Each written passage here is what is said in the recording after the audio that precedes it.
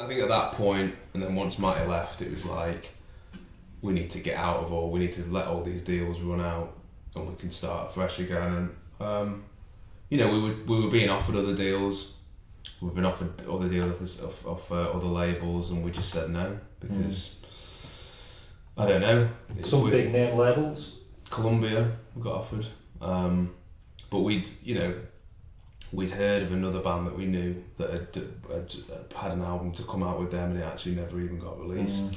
Yeah, I think that would be the end of us. Yeah, if we'd have made another record and then it never even came out, that'd be. And then we'd have to wait another 2 years to get out of it. That would have just destroyed everything. So I think the key is we can write a song, and we can record it ourselves, and we can have it out within a couple of months, and there's no one to tell us like otherwise, and you don't get fed a load of bullshit that like timing is key and this is what we've got to do because there's other bands that they've got to work with, or I don't know. I know timing does have a lot to do with it, and if you're working, I wouldn't say that we should never work with a label again because it can be really important. It can be incredible when you're working together. Yeah. And but the deal has to be right for you. Absolutely. Yeah, I think There'd be no point otherwise as well. Yeah, the biggest thing I've learned and the biggest advice I'd give to any band is like, whatever offer you get, turn it down. There are some bands, some newer bands that are just taking the first deal that they are offered, and straight away I can look at them and say, you're doing the wrong thing. Yeah, and the sad thing is, even if you tell them whatever you do, don't sign it, they're going to sign it probably because the alternative is just giddy, don't they? Yeah, and the alternative is they'll get back to the rehearsal room a month later and they'll fall out and be like, we should have signed that deal. Everyone still has that thing in their head of like, we're in it to get a deal, but no one even knows what a deal is. You've no concept. You think that signing a deal is going to take someone's going to take your band and make it that, and that's not what it is at all. And also, it's like, it'll be all right if we get the advance. But then you get an advance, like say it was 20 grand, but you're already in debt by 50 to someone else, and then it just goes straight to them. Yeah, man. It's like I said, the advances these days, it's not the same as it was. It's let's say 80s. There's not huge advances where you can live for a year.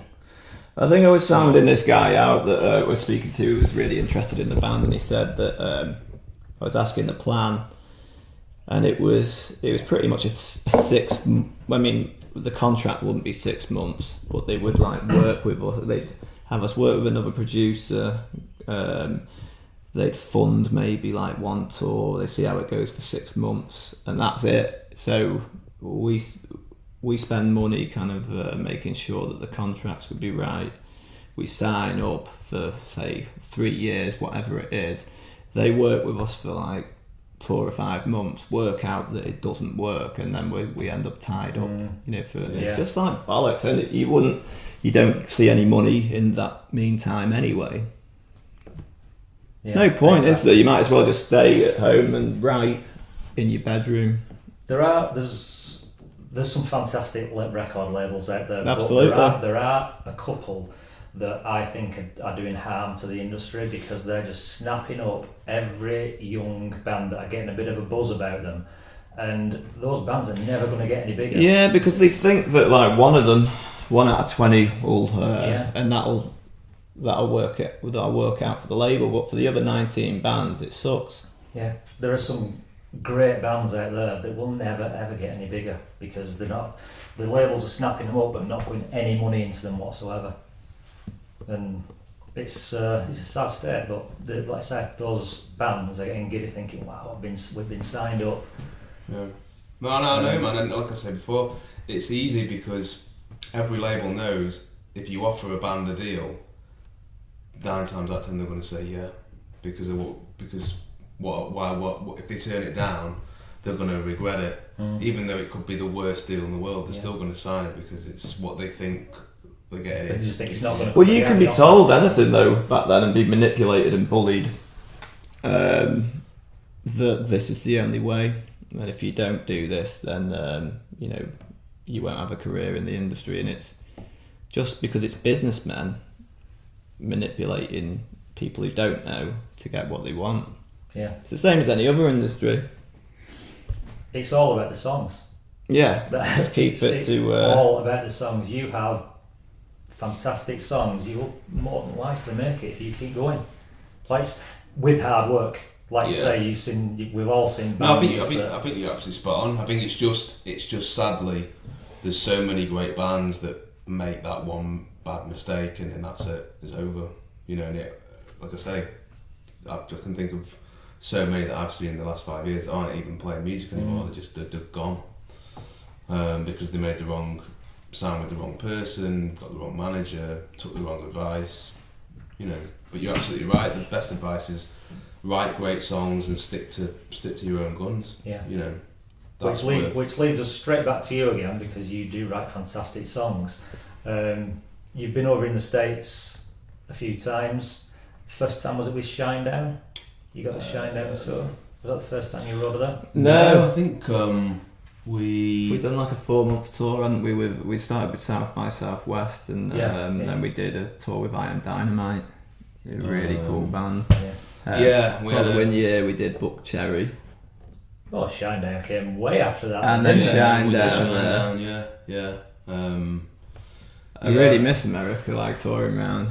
It's so good. Right, so now you're doing things on your own. Is that well, you need like 10 grand, wouldn't you, to even sort the visas out, get the flights with the excess baggage, and then hire a van. I think it's expensive. Yeah. We'd probably have to work with somebody or work with a label for that to happen. I mean, as it happens, there's a guy that we absolutely love, and he's one of the few people that I've met over the years that I completely do trust. And he was really keen on working with us on Northern Sun. And it just didn't, it was just time-wise. We wanted it to come out when it came out in September, and I think he was sort of like, I'll need more of a lead time. But if it weren't for that, we may well have worked with him. So we may well, maybe on the next record, whatever that is going to be. As you said earlier, things just happen. Things do just happen if you... Yeah, never say never. It could happen tomorrow. Yeah, I'd love to travel around the States again. Yeah, well, you're just about next week. You're setting off on a European tour. Yeah.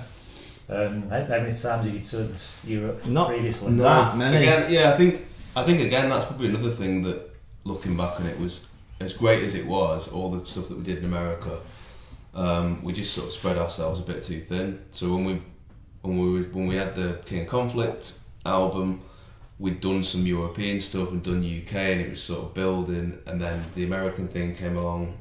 Since then, I don't think we've ever been back to Europe, really, apart from maybe odd 1 or 2 gigs. So this is the first one of this run of gigs on our own for like 4 years. Probably. I think it's probably the most extensive one in Germany that we've ever done. So you don't know what to expect then, really, do you? No, not at all. No. What size venues are they? Don't even absolutely no idea. Until you turn up and go, right, that's how it is. Yeah. Well, I guess we'll see. We'll see. But I don't know. It's good that we're going back to Europe. I always thought that we'd go down well in Europe. Absolutely, especially in Germany.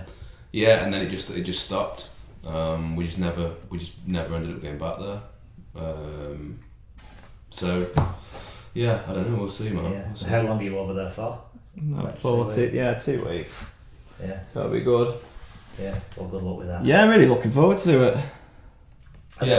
What's happening when you come back? We're going to be like working on some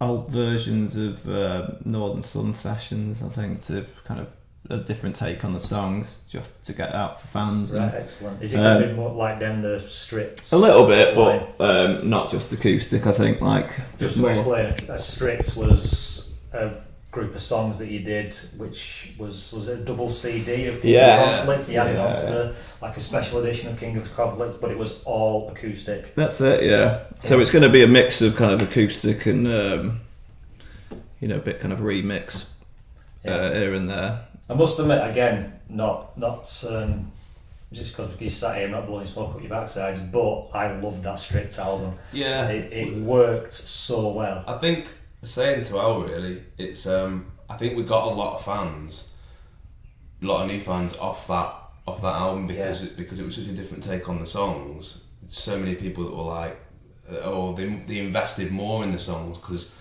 it's literally stripped back, so you hear the lyrics a lot more clear, and I don't know, it's a lot more simple to quickly get. And I think we got a lot of people. There's loads of people now that still say like, oh well, that's my favourite album, the stripped album and stuff. I love the harmonies. And it's all Al. Al did all of it on his own, and it's great. So kind of a bit like that for Northern Sun Sessions, and then new stuff. We kind of want to bring out something by the end of the year that's a new tune, but just keep that momentum going now. I think so. Like we'll be after this European, the first thing we'll be doing is getting in the studio and just, like Al said, working on some new tracks, and seeing where we get. Maybe we'll put a new song out this year. Maybe we'll do an EP, or maybe it'll be an album next year. Just see how it goes. Yeah. Are you going to do any more People Help the People dates? If I've got it in me, I certainly will. Yeah. Just explain what it was. I did a tour. It was about 5 dates, was it? But I can't remember how many dates. Length and breadth of the country, wasn't it? Yeah, I asked fans to set up a gig in their own town, and the ticket was a bag of food that was acceptable to food banks, cans and basically non-perishable. Yeah. That was incredible, actually. I think we raised over about 2.5 tons of food. Wow. We went round the country and ended it in Ireland, actually. Set one up in Dublin. And then the following year, that was at Christmas, the following year I did a single and raised 3,500. That's amazing. Yeah. Yeah, that was just through donations as well, wasn't through it? donations. You didn't charge for the song? No, through a Manchester great song as well. Charity. No, thank you very much. And I was thinking like it'd be great to keep it up at Christmas, but with the Northern Sun Sessions coming out in November, I was just snowed under with stuff. Yeah. So if I've got it in me, I'd always want to help out and address. Yeah. Giving back or giving what I can, certainly. Yeah. When, let's say you got 2.5 tons of food for the food, did you personally take them to food banks, or we did it so like with you? We got in touch with the local food bank. Did they collect it? Yeah.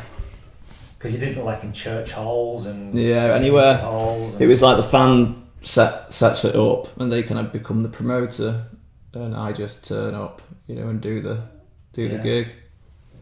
It worked well. It did, yeah. It's inspirational, absolutely. Thank you very much. Inspirational.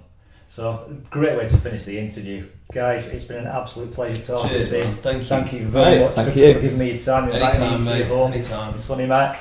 It's not even sunny now. Mate, you brought it. Yeah. It'll be hammering it down when you leave. Yeah. Right, guys, thank you very much. Cheers, man.